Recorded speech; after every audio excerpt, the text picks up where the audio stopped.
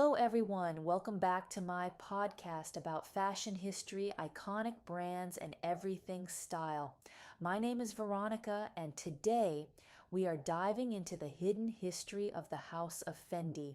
I can almost guarantee there are things here you have never heard before. So let's get into it. Fact number one, Fendi wasn't actually Fendi in the beginning. The brand was originally founded by Adele Casagrande back in 1918.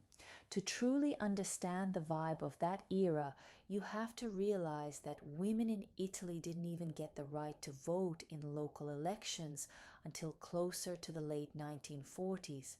So, the feminist energy required for an unmarried woman to open her own workshop and run a business without a husband. Back then, it was incredibly radical and brave. A few years later, Adele married a man named Edoardo Fendi. They realized they could completely rebrand her business, and her husband was incredibly supportive. They turned it into a true family venture, and in 1925, the workshop was officially renamed the House of Fendi. The sign above their boutique read, Workshop of Leather, Fur, and Umbrellas. Talk about finding a niche. Over time, the umbrellas dropped off due to a lack of demand, but their core focus remained exactly the same, high quality leather and fur. But the fact that Fendi existed for 7 years before it was even called Fendi gives us a whole new perspective. Think about their competitors. Prada was Prada from day one. Gucci was named after Gucci right from the start. But Fendi had this unique feminist origin story. While Gucci and Prada were entirely male-driven businesses, Adele Casagrande proved to be an incredibly wise woman, an amazing mother, a great wife, and a visionary businesswoman. And you will see exactly why in the next facts. Fact number two is all about the logo. Now, I'm sure we are all used to seeing the Fendi name written out, or the iconic double F, where one of them is inverted. By the way, that double F logo actually stands for Fun Fur, and it was created by Karl Lagerfeld in the 1960s. But what was there before Karl? This is where Fendi truly stood out. While their competitors used their family names as logos, Adele Casagrande did something completely different. Her original logo featured a squirrel. Yes, you heard that right. A real squirrel. You might wonder, why a squirrel? Well, it is simple. First, squirrels have beautiful fur, which perfectly match the brand's identity. Second, remember how much Adele's husband loved and supported her? It was a beautiful partnership. He used to tell her, Adele, you have 5 children. You run a workshop, you manage a business, you take care of the house. You're a wonderful wife. You are literally running around like a squirrel in a wheel. He said it captured her spirit perfectly, so they put a squirrel on the logo. When I shared this story during one of my fashion lectures, everyone was completely shocked. There are very few surviving photos of that original logo, so I hope this is a fun new piece of trivia for you. Fact number 3 brings us to Adele's children. As I mentioned, Adele had 5 children. Back then, under intense patriarchal norms, every business dynasty wanted a son.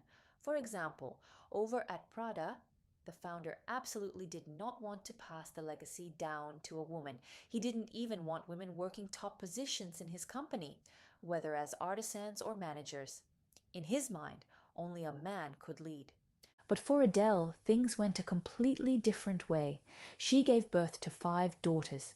Imagine this ultimate, powerful, all-female team. They knew the inheritance would go to the girls, and Adele had a brilliant approach to raising them. Let's look at Gucci for comparison.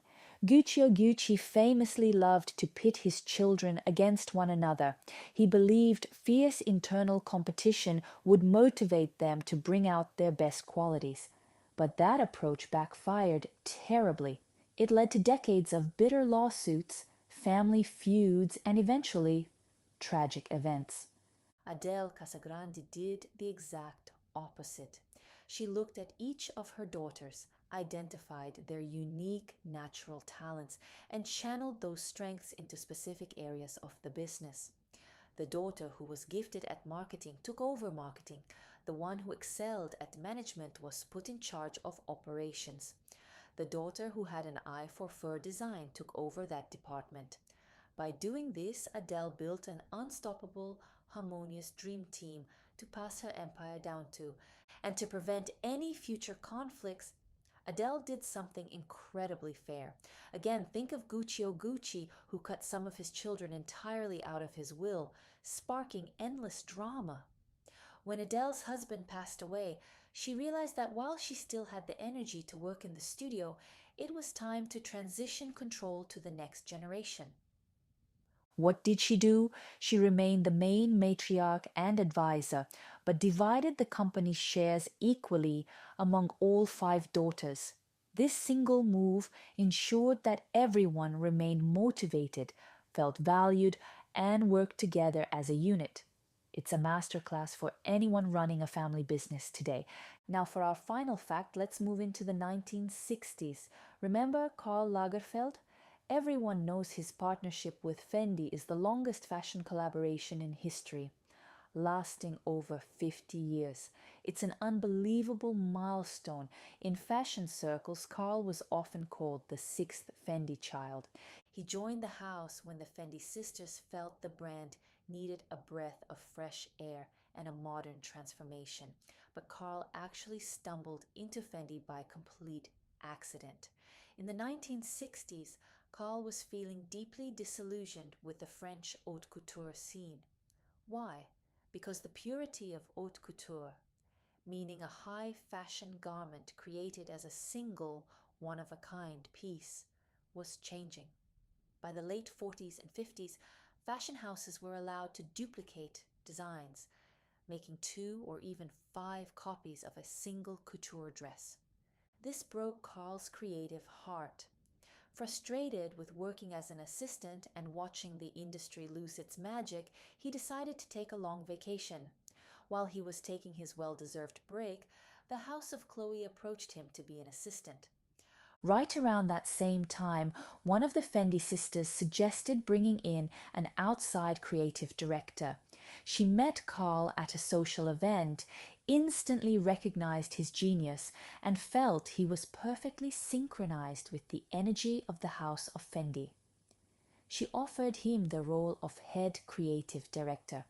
Well, who would choose to be an assistant at Chloe when you can be the head creative director of a historic Italian fashion house? It was a destiny-defining choice for both sides. And that is fact number 5. I truly hope you found these stories as fascinating as I do.